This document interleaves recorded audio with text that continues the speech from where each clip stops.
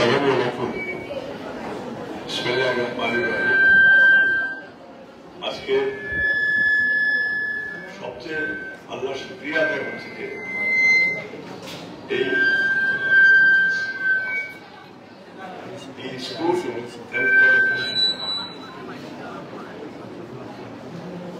এখানে একটা মসজিদের জন্য একটা টিউবওয়েল স্থাপন করার জন্য আজকে এখানে আমাদের টিচার, প্রিন্সিপাল এবং আমাদের স্থানীয় বিএনপি সভাপতি এবং নেতৃবৃন্দ এখানে উপস্থিত হয়েছে।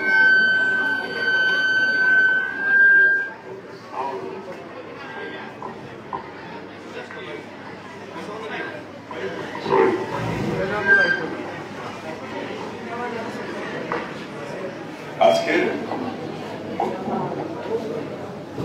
আমার শ্রদ্ধেয় শিক্ষকবৃন্দ এবং আমার প্রাণপ্রিয় ছাত্র ছাত্রী ভাই,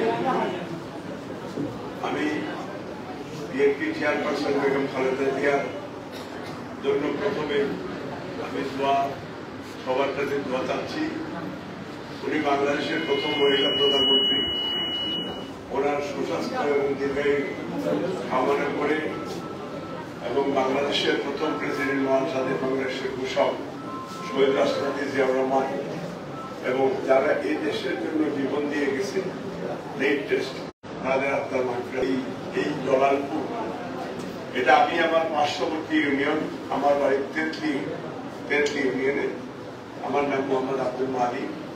আমার পিতা একজন মুক্তিযোদ্ধা ছিলেন, প্রবাসী হাজী মোহাম্মদ কন্ডমিয়া। আমার চাচা ছিলেন 3 বারের চেয়ারম্যান, আবু চেয়ারম্যান নামে সবাই পরিচিত ছিলেন। আমি এবার ফাদার অফ ডেমোক্রেসি দেশনেত্রী বেগম খালেদা জিয়া, উনি আমাকে লন্ডন থেকে আর আমার ওয়াইফকে সাথে করে কাতার অ্যাম্বুলেন্সে উনি আসছিলেন এবং এসে আমাকে বলেছেন যে দেশের থেকে দেশের মানুষের সেবা করার জন্য।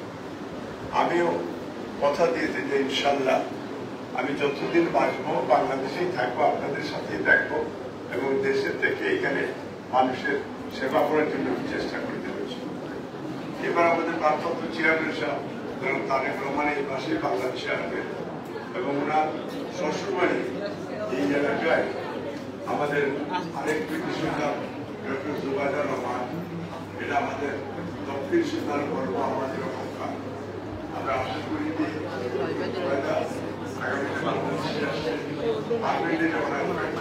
এই জলাপুর স্কুল কলেজে এখানে আমি বলবো যে উনি যদি আসেন তাহলে এলাকার আরো অনেকটা আত্মীয়তা বাড়বে এবং আমাদের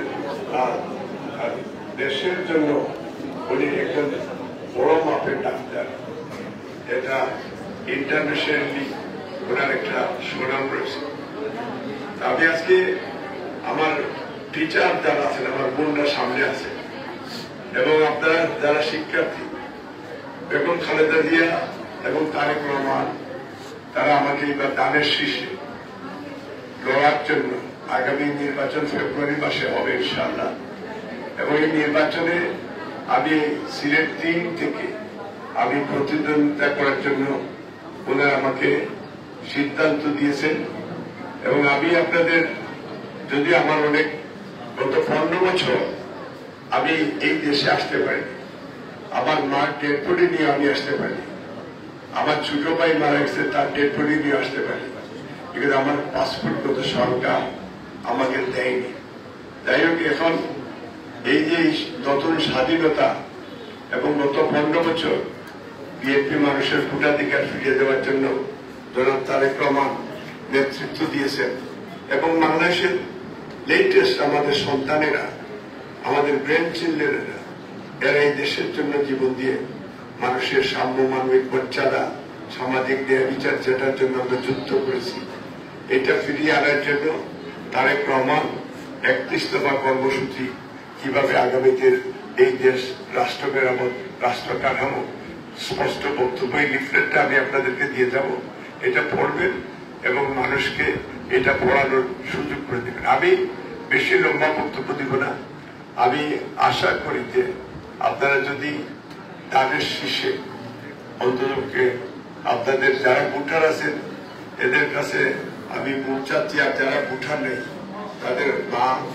বাবা আত্মীয় স্বজন যারা আছেন যদি আপনারা তাদেরকেও ভোট দেওয়ার জন্য একটা জিনিস মনে রাখবেন, বাংলাদেশের বিরুদ্ধে একটা ষড়যন্ত্র চলছে। এই ষড়যন্ত্র যাতে আমরা মাথা উঁচু করে না দাঁড়াতে পারি, এবং এটা এই দেশের শিক্ষা, চিকিৎসা, অন্য বস্ত্র, বাসস্থান আমরা অত্যন্ত পুয়ার লেভেলে এখন আছে। দেশ অর্থনৈতিকভাবে দেশ দেউলিয়া হয়ে গেছে। এই জন্য আপনাদের সবার সহযোগিতা এবং আমার মনে হয় যে আগামী নির্বাচনটা যাতে সুন্দর সুস্থ হয়, এই জন্য আপনারা ধানের শীর্ষে, কারণ ধানের শীষ বেগম খালেদা জিয়া উনি প্রথম বাংলাদেশের প্রথম মহিলা প্রধানমন্ত্রী, দেশের মানুষের ওনাকে মেনটেন দিয়েছে, 9 বছর স্বৈরাচার বিরুদ্ধে আন্দোলন করেছে এবং বাংলাদেশের স্বাধীনতার ঘোষক শহীদ রাষ্ট্রপতি জিয়া রহমান বাংলাদেশের প্রথম প্রেসিডেন্ট, এই এবং যিনি মাল্টিপার্টি ডেমোক্রেসিও দিয়েছেন, ইন্ট্রোডিউস করেছেন। আমরা সবাই একটা গণতান্ত্রিক বাংলাদেশ চাই, আমরা সবাই ধর্ম মূল্যবোধের বিশ্বাসী বাংলাদেশ চাই। এই দেশে আমরা জাতীয়তাবাদী যারা আছি, আমরা মুসলমান, হিন্দু, খ্রিস্টান, বুদ্ধিস্ট মিলে আমরা এই দেশ গড়ব, আমরা এখন পাশে থাকবো, আমরা বৈষম্যতার ঊর্ধ্বে আমরা সবাই মিলে এই দেশ গড়ব, এই এলাকা তৈরি করবো। আমি আপনাদের সহযোগিতা আবারও কামনা করছি এবং এই যে ডিগ্রি কলেজের যে বিষয়টা হিসাবে আমি ফার্স্ট প্রায়োরিটি দিয়ে আমি কাজ করবো, আপনাদের পাশে থাকবো এবং দোয়া করবেন যাতে আল্লাহ আমাকে সাহায্য করে।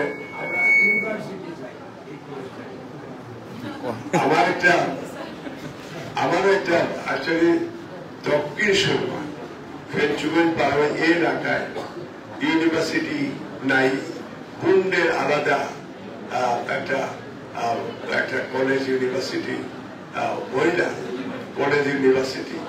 একজন আমার ওয়াইফ আমরা শিক্ষা সচিবের কাছ থেকে উনি প্রবেশ করেছেন একটা মহিলা কলেজ আলাদা ওনারা দিবে।